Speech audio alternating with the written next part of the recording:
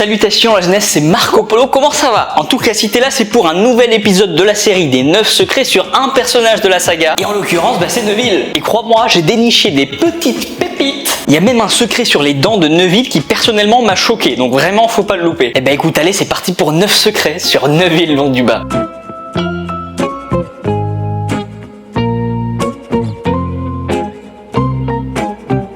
Neville Londubat, c'est sympa, hein, mais il a failli ne pas s'appeler comme ça. J.K. Rowling hésitait et il a failli s'appeler Neville Puff ou Neville Sidebottom. D'ailleurs, petite info cadeau, dans la version PlayStation du jeu Harry Potter à l'école des sorciers, son nom est orthographié comme ça, Neville Londubat avec un G à la place de Londubat. Une belle petite erreur sur son nom et il manquait plus qu'il remplace le T par un S. Et alors là, on avait vraiment Neville qui est Londubat, hein, voilà. Ça devient un peu gênant hein, dans un jeu qui est fait pour petits et grands quand même. Allez, on passe au suivant. Neville, c'est celui qui a détruit le Horcrux Nagini avec l'épée de Gryffondor.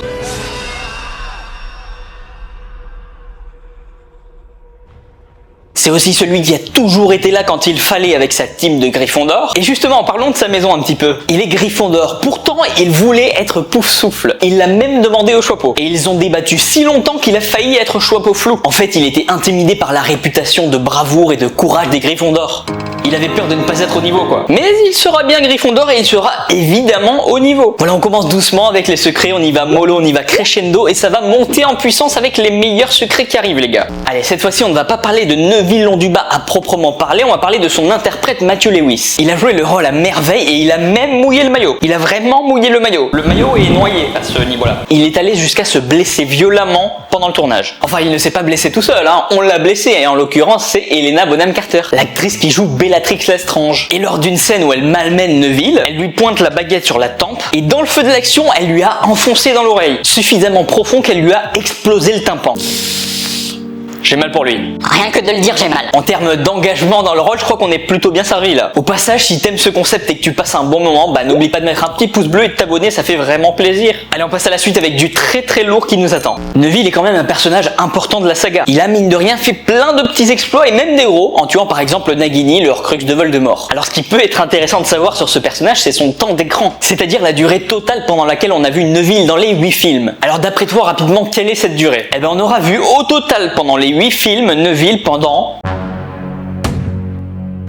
28 minutes et 15 secondes. C'est quand même pas mal. Mais on est d'accord, c'est loin d'être le personnage le plus vu à l'écran. Dans le classement, il est quand même le 11e personnage le plus vu à l'écran pendant les films. À 31 secondes près, il aurait pu doubler Minerva McGonagall. Elle était juste devant lui. Alors je sais pas toi, mais moi je trouve ce genre de petites infos vraiment cool à savoir. C'est le genre de truc auquel on n'aurait jamais pensé et qu'on ne peut voir que sur la chaîne de Marco Polo, les gars. Je vais pas tourner autour du pot.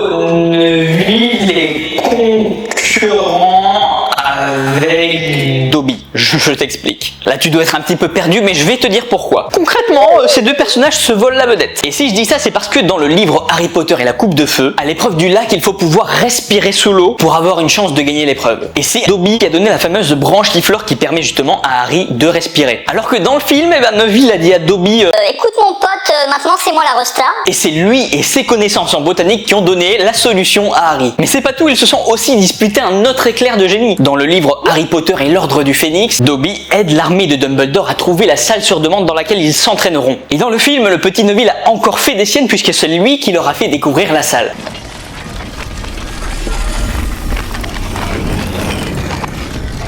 Alors à ton avis, lequel de Dobby ou Neville gagnera le combat? Ils sont à peu près la même taille. Mais il est grand avec son mètre 75. Deux gauchers. Attention le crochet, allongé tout solo. Oh là. Neville gagne apparemment, hein.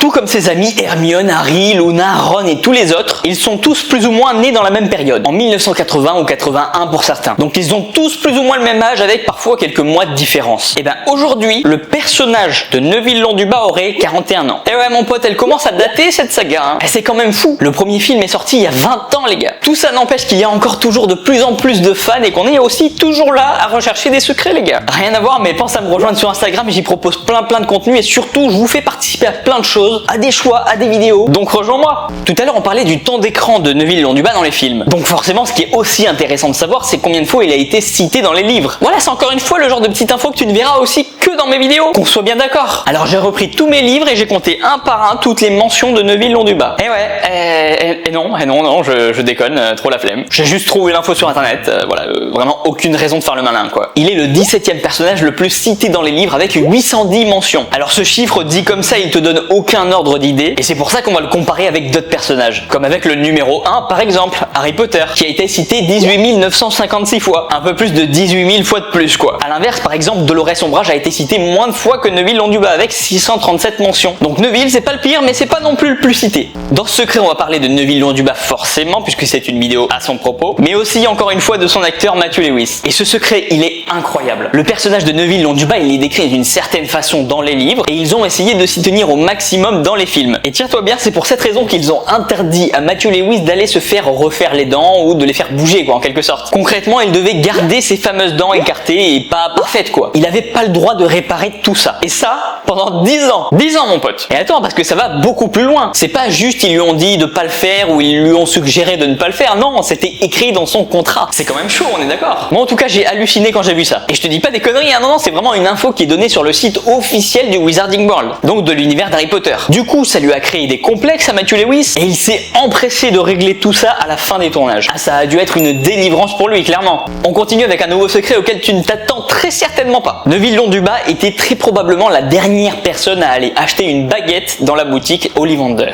Et tout ça, ça se passe avant la deuxième guerre dans la saga. Neville avait désespérément besoin d'une nouvelle baguette après que celle de son père se soit cassée dans la bataille du département des mystères. Et du coup, Neville a acheté sa baguette suivante juste avant sa 6e année à Poudlard. Et il se trouve que c'était juste avant que Garrick Ollivander ne soit kidnappé par Voldemort. Juste avant, genre la veille quoi. Ah, fallait pas avoir besoin d'une baguette le lendemain. Ollivander.